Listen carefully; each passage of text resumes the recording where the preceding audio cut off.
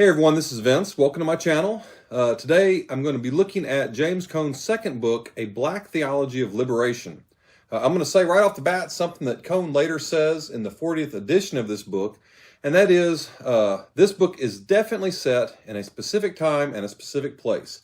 So there's no doubt that it was, at the time, specifically written with the plight of Black Americans in mind. But it's important for and can be read today as a theology for all minorities or oppressed people. So in the rest of the video, I'm mostly going to use the word minority theology or oppressed theology instead of black theology, and majority or oppressor theology for what he's going to call white theology. I'm not doing this just because the division of whites and blacks can also cause so much angst that the listener can lose the point. But also because it's truly what he means. So when he says black, he's not talking about whether a specific black person is oppressed or not. And at the same time, when he says white, he's not talking about whether a specific white person is an oppressor. On my channel, I like to summarize books that I think people should know about, and this is definitely one of them, especially if you're interested in theology. If you like this video, do me a favor and hit the like button. If you like videos like this, make sure you hit the subscribe button and check out my channel. Okay, this is Cone's second book, and it came shortly on the heels of his first book, Black Theology and Black Power. That book was a huge success, and its focus was not on theology, but on defining black power in the framework of theology. And if you watch that video that I did on that book, you might remember me saying that in the last two chapters felt kind of disconnected from the rest of the book, like they were tacked on. And in fact, I found out later they were, like, hooray me, I guess. I figured that out. He originally meant for the book to just be about black power, and he was going to say black theology for this book. But his publisher convinced him to put a little bit of black theology in the first book too. So anyway, A Black Theology of Liberation is where he really spells out a systematic theology for black or minority theology. So from a black or minority perspective. One thing I wanted to point out from the introduction of this book is that to really understand the book, you need to understand his ire. He was mad. People were dying, and white people, specifically white theologians, the ones whose job it was to talk about God, didn't seem to care. In this book, he often uses the words like whitey, and he refers to white Jesus as a honky. And if you're white and you find that upsetting, good. Like, that's what he is trying to do. He is trying to get a reaction because he says, the white reaction is too often, let's wait and see how this plays out. But Cone says, it's easy to wait if you aren't the one being oppressed. So to truly get this book, you need to understand that there is an immediacy to it. It's not just an intellectual exercise, it is a demand for action, like Cone would say that all theology should be. All right, so he says when we look at theology, we need to realize that theology is humans talking about God. And so, because humans always talk from a perspective, theology always comes from a perspective. It's not just a universal exercise. It comes from somebody's perspective. And I don't really see how anybody can argue with this. Maybe they could in the past. I don't know. Maybe this was groundbreaking 50 years ago. But today, I think we're firmly conscious of the fact that we are always bring to the table our own backgrounds and our own biases. Not just to theology, but to everything. So Cone says theology is one of those things that comes from a certain perspective. And so he says there are two major perspectives, that from the majority culture and that from the minority culture. The culture that has the opportunity and wealth, who makes the rules, and the culture who is pushed to the margin and often suffers because of those rules. So, we're looking from two different perspectives. So the question is, well, how does a theology of the minority and a theology of the majority differ, and which one is more accurate when we talk about Christianity? Okay, so that's basically what the book's going to do. The book's going to list things and talk about how they are seen from the minority theology and how they are seen from majority theology. And ultimately, as we'll see with his discussion, especially with his discussion in God and Jesus, the minority theology is going to be much preferred over the majority theology as a Christian theology. So with that, let's start with God. The God of the majority likes the status quo. In fact, he is the one who brought the status quo to be the status quo. In fact, the God of the majority is so in tune with the status quo that he may very well not be needed at all. Cone talks a lot about the death of God theology that developed in the 1960s in response to the Holocaust. And it's very much alive today in the majority society. This death of God movement says that God can't really be understood how we used to understand God as an intervening God because so much suffering happens. It wonders if there even is a God and if God is even relevant. And further, how does my life look because of that? Like, how do I fit in? How am I relevant? What is my purpose? So that is the death of God movement. Cone says, these are all white problems. He says people in the majority culture have the luxury of asking those questions. For the oppressed minority, God and purpose, those are necessary realities. He says questions like, how do we find meaning and purpose in a world in which God is absent, are questions of an affluent society. Whites may wonder how to find purpose in their lives, but our purpose is forced upon us. Cone applies what I would say is sort of a pragmatism when describing the God of the minority. That is, God is a God who has to be for the oppressed. Otherwise, God is of no use to the oppressed. Now, that's not his only argument for the attributes of God, but it is, in my opinion, his best. For instance, according to Cone, the Bible shows that God is clearly on the side of the oppressed.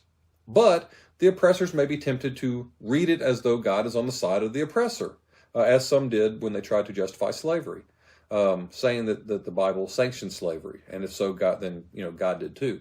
Or you might be tempted to read the Bible as though God doesn't pick sides.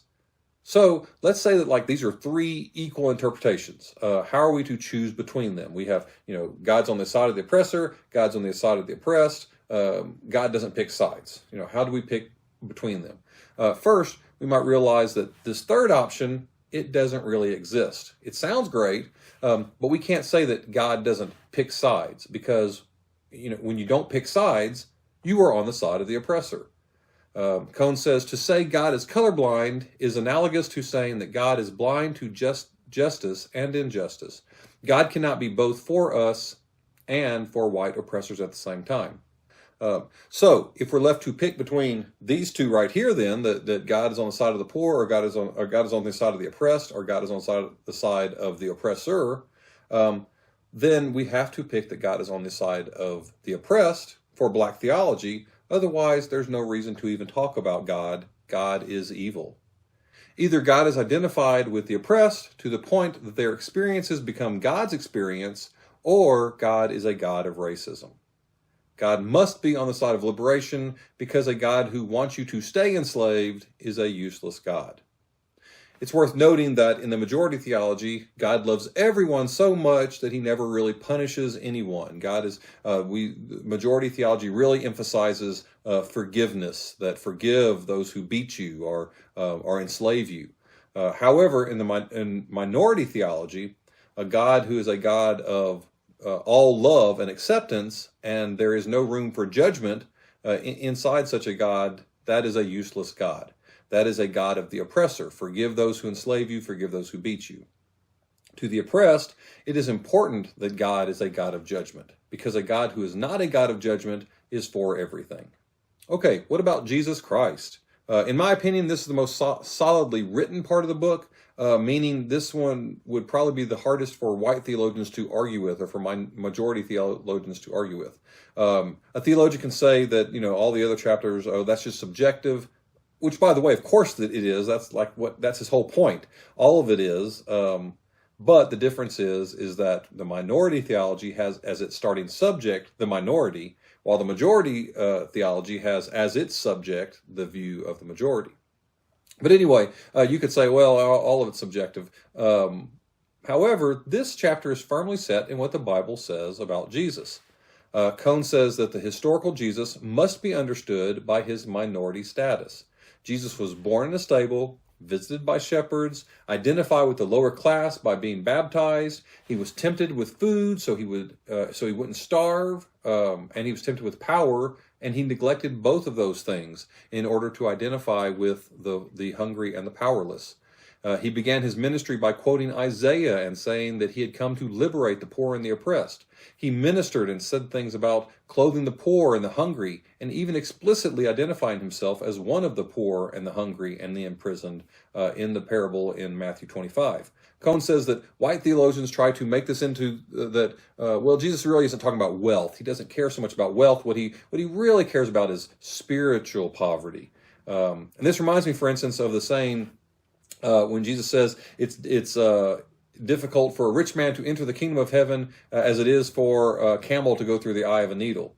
And then we come up with all these ways that say, the eye of the needle really, and this is the biggest explanation, like it's really a gate in Jerusalem that a camel could go through, but they'd have to be on their knees, right? And there's no archaeological evidence for that whatsoever, but we like to say it makes for good preaching. Cone says that all this was just ways of trying to get around the actual meaning of Jesus' words about feeding the hungry and giving to the poor. Because his life and death must be understood as a fight against oppression, Jesus' resurrection must also be understood in that same light. He fought oppression. The oppressors fought back by killing him, so he fought back by resurrecting. The resurrection can be understood as a liberating moment for those who fight against oppression. So death is not all there is. So basically, the resurrection acts as a sanction for fighting against oppressors. So again, if we have to ask the question, is it better to view the Christian God from a majority or minority theology? The answer, when looking through the lens of Jesus, has to be the minority theology wins. The Jesus of the Bible makes that clear. All right, human beings. What is the nature of human beings in minority and majority theology? Cone would say that the nature of the human being is to be free. Now, this obviously requires a little bit of a definition of what freedom is. And I'll do that with an analogy. This isn't from Cone, this is from me, but I have no doubt that he would agree, and I think it would help you understand. So when I summarized Cone's first book, I said that his concept of freedom reminded me of the French philosopher Sartre's quotation that we, meaning the French, were never as free as when we were under German occupation.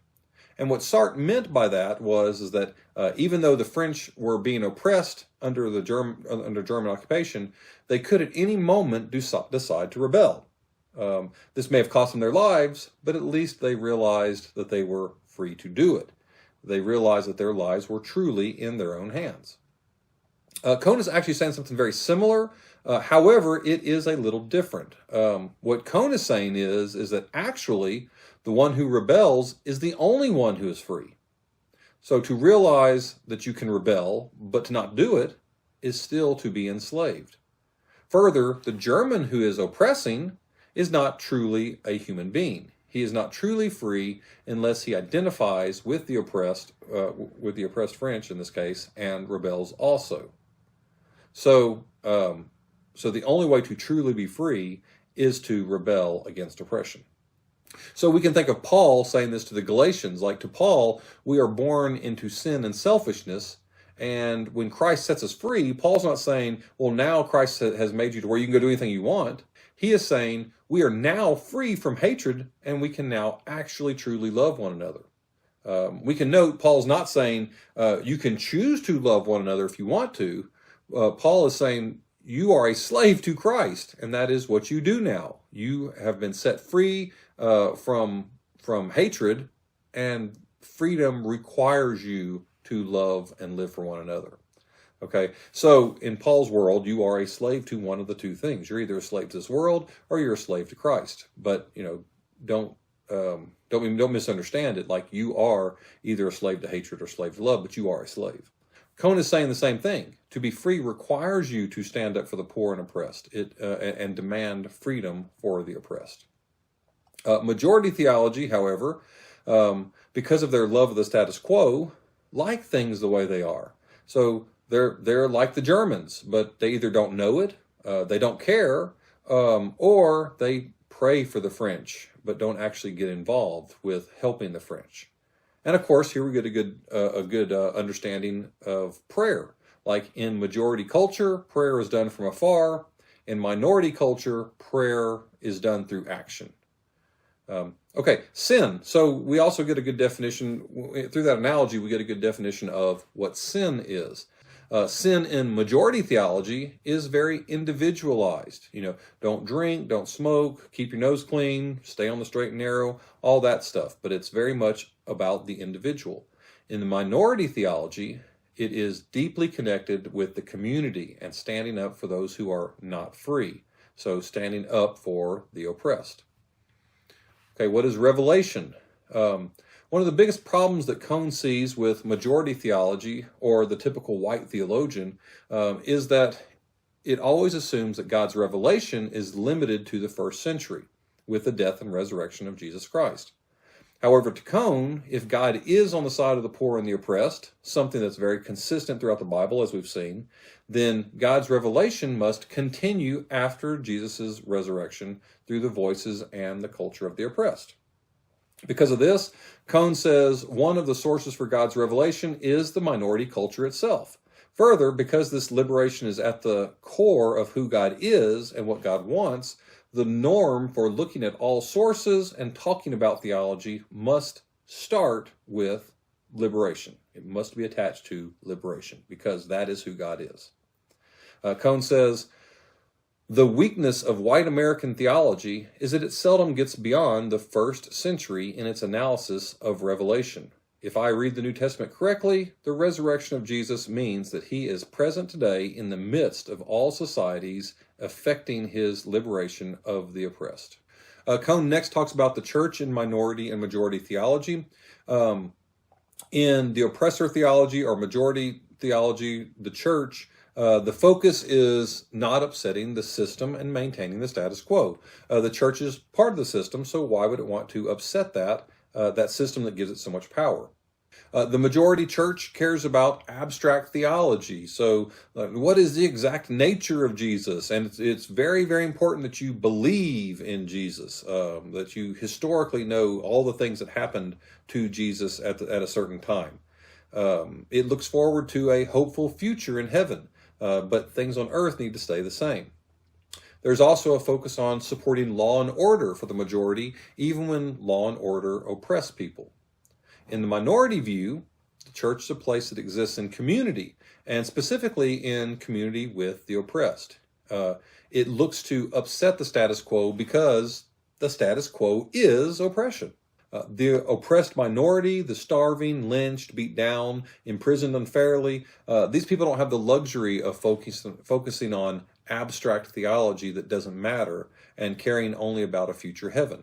They need change now, and that's the focus of the church.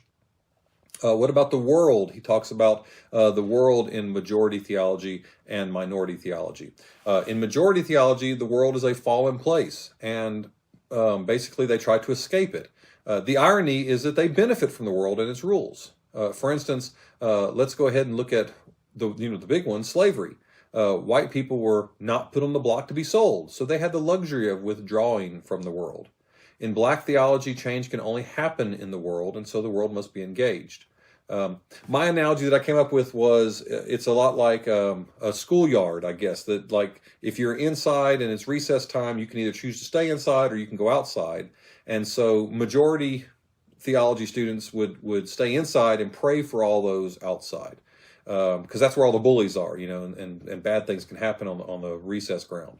But to in Black minority theology, you have to engage the rest of the world. You have to engage the bullies, because the schoolyard is the only place where change can happen. And so that's what the world is. It is the place where we go out into the world and we try to affect change. Finally, eschatology. Cone deals with eschatology, or the belief in the end, death, or the end times. And this is a pretty easy one to sum up. If you've been paying attention, then it's pretty much what you would expect. Majority theology likes how things are here on earth. So to them, the ultimate design for humans in the end is heaven, and that occurs after death. For the minority, the present must be linked with the future. So if God expects redemption of all humankind in the future, then God must also want redemption of all humankinds here, and we are to work for that.